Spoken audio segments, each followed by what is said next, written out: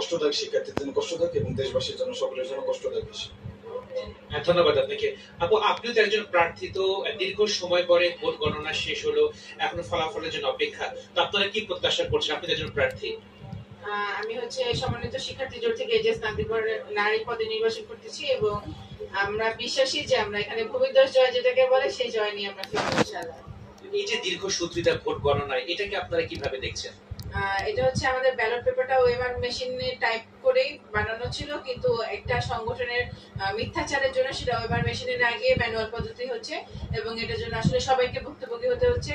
আমরা প্রার্থীরা কষ্ট পাচ্ছি, সাংবাদিকরা কষ্ট পাচ্ছে, ভিতরে যারা গণনা করছে তাদের জন্য কষ্ট হচ্ছে। এটা আসলে খুবই অন্যায় একটা কাজ ছিল এবং এটার জন্য নিন্দা জানাই। ধন্যবাদ আপনাকে। তো সুস্মিতা, আপনারা শুনলেন যে যারা প্রার্থী রয়েছেন দীর্ঘ সময় তারা অপেক্ষা করছেন ফলাফলের জন্য। যেহেতু ভোট গণনা শেষ হয়েছে, তারা কিছুটা স্বস্তি প্রকাশ করছেন এবং তারা প্রত্যাশা করছে যে তাদের যে প্রত্যাশিত